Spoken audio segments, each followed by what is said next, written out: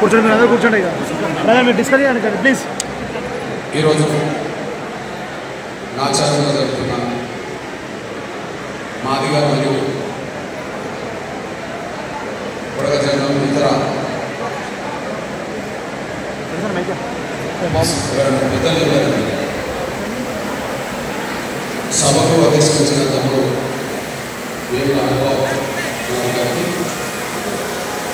ఇక్కడ అందరినీ సన్మానం చేసి ఎంతో కష్టపడిన మా సోదరులు నల్ల రామకృష్ణ, సోదరుడు నాగరాజు, రామకృష్ణ, యాగస్వామి, మహేందర్, నల్లబాబు, ఫిరోజ్, నబీ, సతీష్, అశోక్, పాల్గొన్న తమ్ముడు కడమంచి యాదగిరి, ఇక అందరినీ చైతన్యపరచడానికి వచ్చిన ఎంతో పాటలు పాడి చైతన్యపరిచిన నా సోదరులు కళాకారులైన నా తమ్ముడు సోమన్న, మన సంధిలోకి వచ్చిన నా సోదరి కొండపల్లి విశాల్, వాణి, శరత్, ఉత్తరపల్లి సురేందర్, అందరం నారాజు, వరంగల్ రవి, అమూల్య, సోని, రాంబాబు, తప్పకల బృందం శ్రావణ్, ఇంకా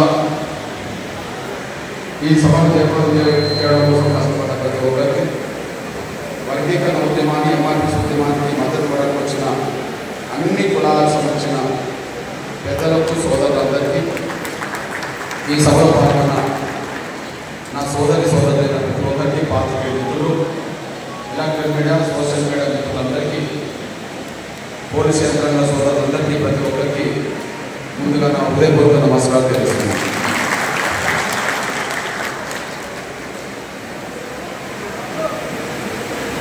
ఏళ్ల పోరాటం దాటి రేపు ఫిబ్రవరి 7 నాటికి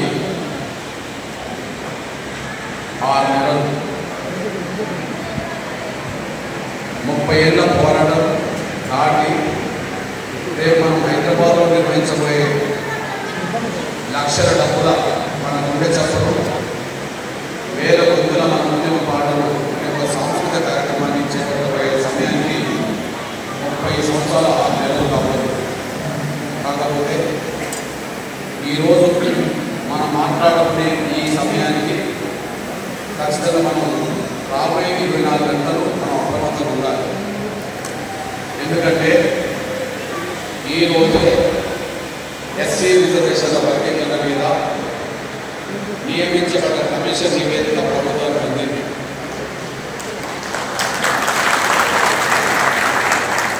మరొక వైపు రేపే శాసనసభలో ఈ విషయం చర్చ జరగబోతుంది.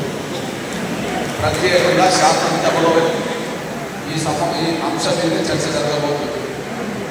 అదే సమయంలో వర్గీకరణ అంశాన్ని ముందుకెళ్లకుండా చేయడం కోసం కాంగ్రెస్లో ఉన్న మాల ఎమ్మెల్యేలు పోయి ఢిల్లీలో మల్లికార్జున ఖర్గే దగ్గర కూర్చున్నారు. ఈ 2 వార్తలు వస్తున్న విషయం మీరు మర్చిపోవాలి. అవి తగ్గించండి.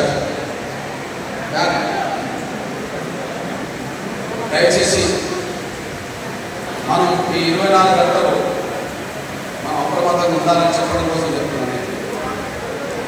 30 ఏళ్ల 6 నెలల పోరాటం ఫిబ్రవరి 7 నాటి జరగబోతున్న సమయంలో ఒకవైపు ఫిబ్రవరి 7న మనం నిర్వహించబోయే ఆ ప్రదర్శనకు ప్రభుత్వం పర్మిషన్ నిరాకరించింది. మరొక వైపు ఇదే రోజు కమిషన్ నివేదిక ప్రభుత్వం అందించింది. ఆ నివేదిక మీద రేపు శాసనసభ ప్రత్యేకంగా జరగబోతుంది. శాసనసభలో కూడా ఈ వర్గీకరణ నివేదిక ఆమోదించాలని చెప్పి వాళ్ళకు ఉండబడి పలుకుబడి కాంగ్రెస్ పార్టీలో మల్లికార్జున ఖర్గే ఉన్నారు. ఇప్పుడు మీరు చూడండి, సోషల్ మీడియాలో వాళ్ళ వద్దనే ఉన్నాయి. ఈరోజే మల్లికార్జున ఖర్గే దగ్గరికి వెళ్ళి పార్లమెంట్లో కాంగ్రెస్ మాల ఎమ్మెల్యేలందరూ కలిసి 80% వర్గీకరణ ప్రక్రియ ముందుకు సాగకుండా చూడండి అని చెప్పి మళ్ళీ వాళ్ళు అడ్డుపడే ప్రయత్నం చేస్తున్న విషయం మనం గమనించాలి. అందుకనే ఈ 24 గంటలు, ఈ 45 గంటలు ఫిబ్రవరి 7 లోపు, ఈ క్షణం నుంచి ఫిబ్రవరి 7 లోపు ఖచ్చితంగా మాదిగ జాతి అప్రమత్తం నుండి మాదిగ బిడ్డల భవిష్యత్తును కాపాడుకోవాలి. అది ముందు నేను చెప్తున్నాను. ఇక రెండోది, ఫిబ్రవరి 7న లక్షల డబ్బులతో మన గుండె చప్పుడు ఎందుకు వినిపించాలనుకున్నాం? ఇది రేవంత్ రెడ్డి గారి ప్రభుత్వానికి వినిపించాలనుకున్నాం, ఈ దేశానికి ప్రపంచానికి వినిపించాలనుకున్నాం. వాస్తవానికి మీ అన్నగా మీ బిడ్డగా ఒక విజ్ఞప్తి చేస్తున్నా, సుప్రీంకోర్టు తీర్పు మనకు అనుకూలంగా వచ్చినాక మరొకసారి మనం రోడ్ ఎక్కాల్సిన పరిస్థితులు వస్తాయని చెప్పి నేను అనుకోలేదు. దయచేసి ఈ విషయాన్ని అర్థం చేసుకుంటారని ఆశిస్తున్నాను. 2 కారణాల వల్ల ఇక మనం మళ్ళీ రోడ్ ఎక్కాల్సిన అవసరం లేదని నేను భావించుకున్నాను. ఒక కారణం, సుప్రీంకోర్టులో ఆగస్టు 1వ తారీఖు నాడు వచ్చిన తీర్పు మనకు అనుకూలం. గౌరవ చీఫ్ జస్టిస్ చంద్రచూడ్ గారి ఆధ్వర్యంలో 7 జడ్జిలతో కూడిన రాజ్యాంగ ధర్మాసనంలో 6 జడ్జీలు ఎస్సీ వర్గీకరణ చేసే అధికారం రాష్ట్రాలకు ఉన్నది చేయాలని చెప్పేసి ఆ తీర్పును వ్యతిరేకిస్తూ 32 మంది రివ్యూ పిటిషన్ చేస్తే ఆ రివ్యూ పిటిషన్ 7 జడ్జిలు దాన్ని కొట్టేశారు, తిరస్కరించారు. ఫైనల్గా క్యూరేటివ్ పిటిషన్ అని ఇవ్వటైతే ఇప్పుడు వచ్చిన జడ్జిలు కూడా చీఫ్ జస్టిస్ కూడా దాన్ని కొట్టేశారు. అంటే వర్గీకరణను సాంకేతికంగా కోర్టుల పరంగా అడ్డుకోవడానికి వాళ్ళకి మార్గం లేకున్నవి. ఇప్పుడు వర్గీకరణ అమలు జరగకుండా అడ్డుకోవడానికి వాళ్ళకు ప్రజలు కోర్టు తీర్పు మనకు అనుకూలమైన వర్గీకరణను అమలు జరగకుండా అడ్డుకునే ప్రయత్నం చేస్తున్నారు.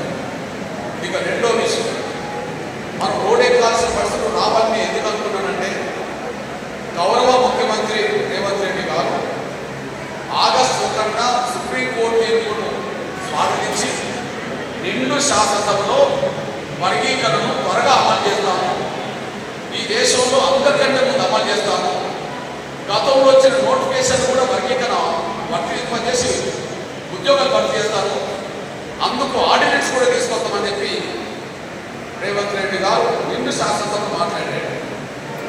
మీ అందరికీ తెలిసి ఈ విషయం. కాబట్టి సుప్రీంకోర్టు తీర్పు మనకు అనుకూలం, గౌరవ ముఖ్యమంత్రి అమలు చేస్తాము అన్నాడు. మరి మళ్ళీ రోడ్ ఎక్కాల్సిన అవసరం ఎందుకు వచ్చిందనే విషయం మనం అర్థం చేసుకోవాల్సి వస్తుంది.